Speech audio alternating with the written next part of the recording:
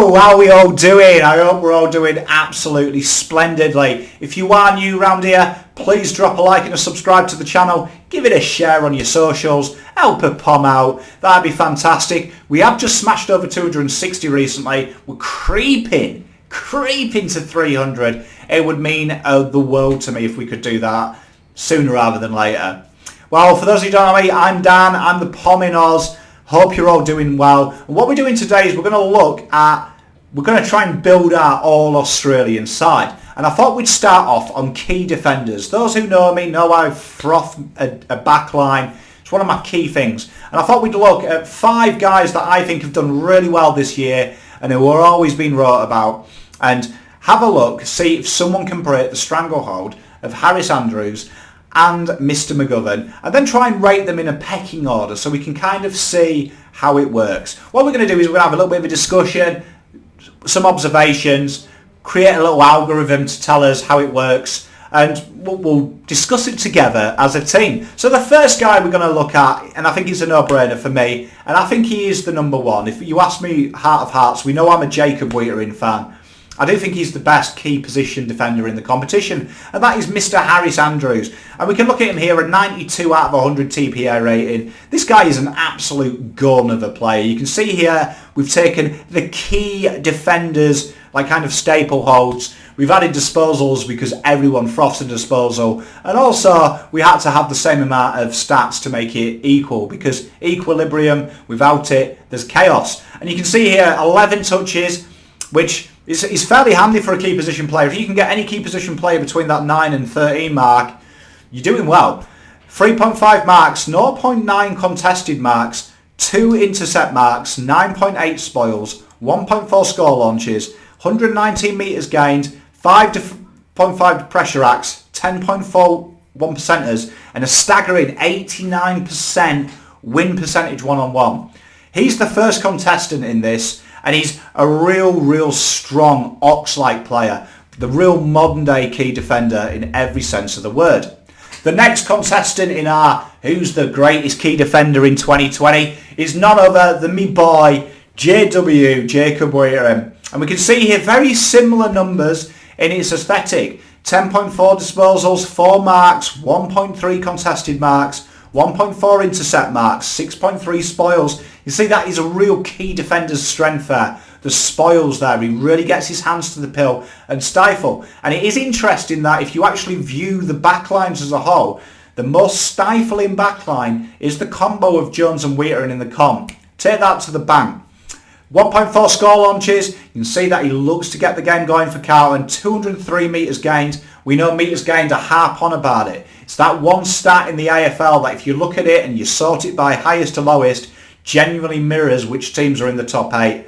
Defensive pressure acts 3.3, 7.41% as he does the tough stuff, he does the hard stuff, and again staggering 85% one-on-one win percentage.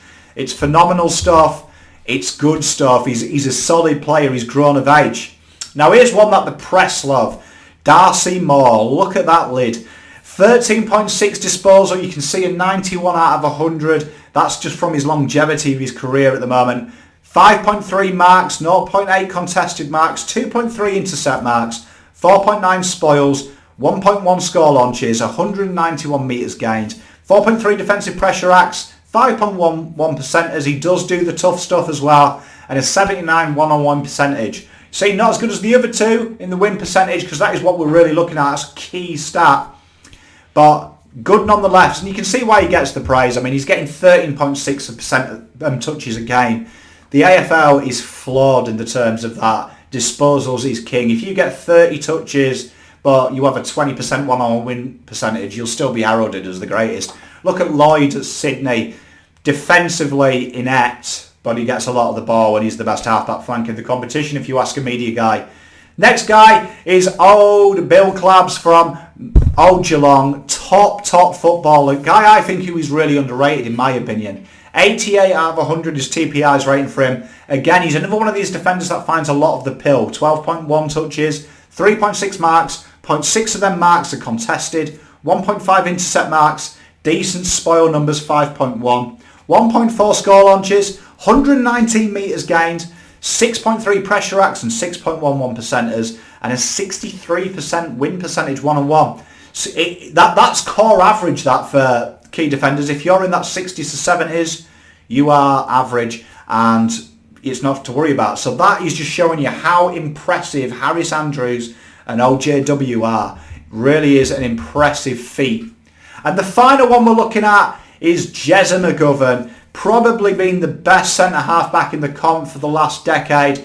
And you can see why. 91 out of 100 is his rating, 12.4 disposals, 6.4 marks, 1.4 contested, 3.2 of them are intercept marks, 5 spoils, 1 score launch, 183.9 metres gained, 6.2 pressure acts, 5.8 of them are 1%ers, and a 73% win percentage. Now this guy has been a staple. Harris Andrews and Mr. McGovern have literally monopolised the key position places in an All-Australian side, and you can see why they're good numbers. So now let's have them mirrored together. But you can see that if you rate them, we'll take disposals out of it because it has no relevance to the AFL. And if you look at, we rank them by marks. It's quite interesting because Jerry McGovern leads the way, 6.4 marks, and then we've got 3.5 marks to Harris Andrews down at the bottom. You can see not much separates them, and what is really important to note about this is those that didn't have high mark numbers genuinely have high spoil numbers. And that is kind of key to how they play. If you look at the guys with high mark numbers, Darcy Moore and McGovern, they're less of a lockdown row and more of a free floater. And then you look at your Weiterings and your Andrews, genuinely they're one-on-one. Now what is interesting is when you watch Blicavs play, he's more loose, but his mark numbers aren't astronomical. Now for me, you've also got to deduct something from West Coast and Collingwood, that they traditionally play the ball in the back line where the other three sides don't. So I mean, it's kind of a warped stat. But it is important to note nonetheless that McGovern is the best in the comp out of these guys at getting your marks. Now your contested marks, this is really intriguing this. All the marks that McGovern has, he only has 0.1 more than Weitering. So you look at Weitering, he is really in the thick of it all the time. And you can see these two lead the way. These two really do lead the way when you look at it traditionally.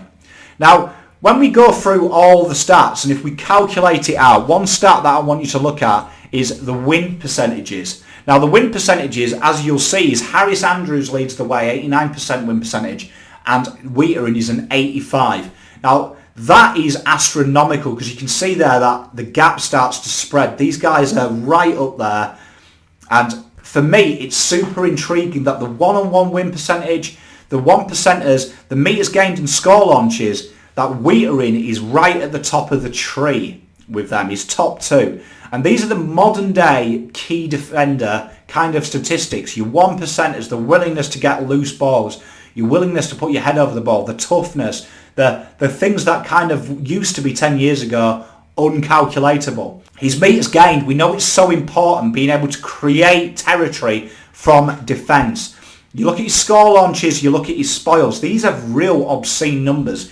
And for me, it really shows how Weitering has grown as a footballer.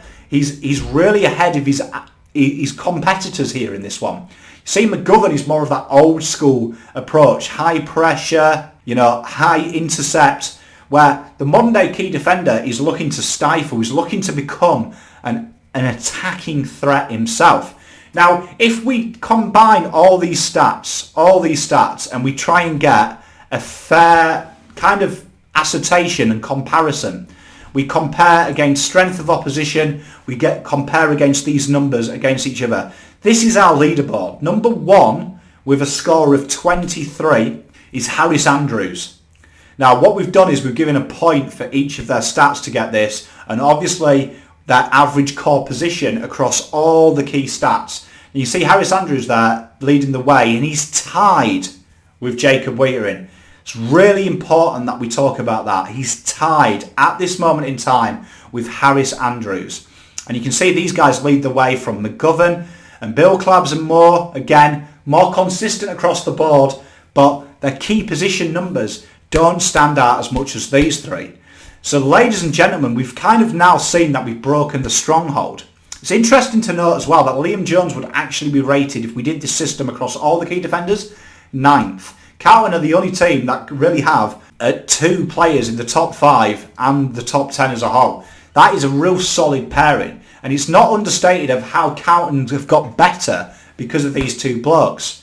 It's a really interesting thing, and I thought I'd just bring this guys to your attention. But if you look at these numbers, these are elite from Weitering. Weitering now is equal to the best in the competition. We saw my thoughts at the start. Harris Andrews is the best. Weitering is playing Andrews level football at the moment. You're looking at the best key defender in the comp. And for me, that is phenomenal. Please, guys, let me know what you think. I'll leave it there. That our top 5 in order are Andrews and Weitering tied, McGovern, Blicavs and Moore. It's going to be a really intriguing conversation. I'd love to open this conversation because I know a lot of you don't support Carlton. But they're the numbers and the numbers match up. Weitering and Andrews, best 2 key defenders in the competition. Let me know what you guys think though. I'd love to hear it. I'm a big fan of Moore and McGovern, big fans of them. But for me, I just think that as key defenders, we're looking at it in the spiritual sense of the word. Weitering and Andrews are the best in the competition. And at the moment, when we do our All Pom Australian, these guys will be my picks. Let me know who you guys are picking. Why do you guys like Moore? Why do you guys like McGovern, etc.? Let me know. As always, Pom out.